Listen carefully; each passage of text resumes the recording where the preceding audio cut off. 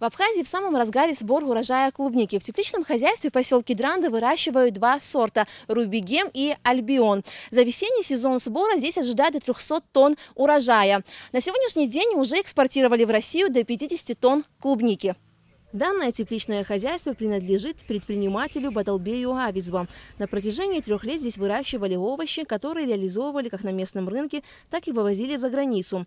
Но в этом году в тепличном хозяйстве занялись выращиванием исключительно клубники. На 14 гектарах земли ягоду выращивают в открытом грунте и в теплице. Сейчас предприятие в основном работает на экспорт. Несмотря на то, что из-за коронавируса многие хозяйства не могут реализовать свой товар, у ИП Авицба проблем с экспортом урожая не возникло.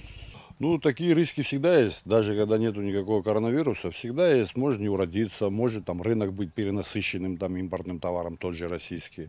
Ну, несмотря на все эти риски, посчитали, что в этом году можно будет поработать. Коронавирус, честно говоря, особо не мешает вот в экспортных делах.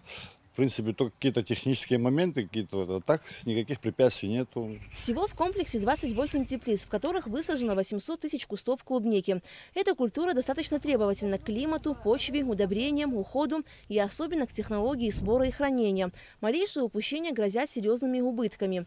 Здесь сбор урожая проходит 3 раза – весной, осенью и зимой до января.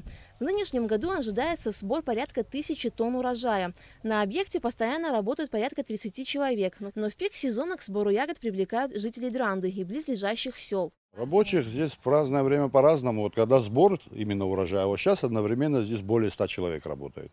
Дальше уже ближе там, к концу вот этого сезона, да, уже человек 200 будет работать. А так в межсезонье, когда вот нету сбора, человек 20-30 все равно здесь работают. Здесь все равно руки нужны, каждый день здесь работа идет. Тут в основном там деревня Дранда, ну поселок Дранда, ближайшие деревни, с города люди приезжают поработать. В теплицах урожай начинают собирать с 5 утра, так как ягода созревает ночью. И если ее не собрать с утра, то она испортится. Работники клубничной плантации признаются, что работа тяжелая, но и оплата достойная. С утра клубнику собираем, а потом уже идем, когда уже клубника заканчивается, уже идем, значит, вот это вот чистить вот эти траву. Ну а что делать, если работы нету никакой? Довольная, но пока работаем. Тяжело, конечно, очень. Ну, что делать? В тепличном хозяйстве клубнику импортируют по рыночной стоимости. Оптовая цена за 1 килограмм клубники здесь колеблется от 150 до 250 рублей. Вот сегодня, вот я спрашивал, когда мы сюда зашли, оптовая цена около 150 рублей. Завтра может подняться, может опуститься. От многих факторов рыночных зависит. Тут никаких фиксированных цен нету. У нас на рынке свой склад тоже есть. Туда мы сами поставляем оптовый склад. И оттуда уже розничники забирают по магазинам, там, на тот же рынок. Есть на въезде, вы видели, тоже торговля организована, чтобы сюда люди не заходили, здесь не мешали людям работать. Вот самую свежую клубнику туда выносят и там продают. Прямо на дороге и по оптовым ценам. По словам представителей тепличного хозяйства, в настоящее время их предприятие по выращиванию клубники является самым крупным на всем Черноморском побережье. В планах у дирекции объекта расшириться еще на 10 гектаров.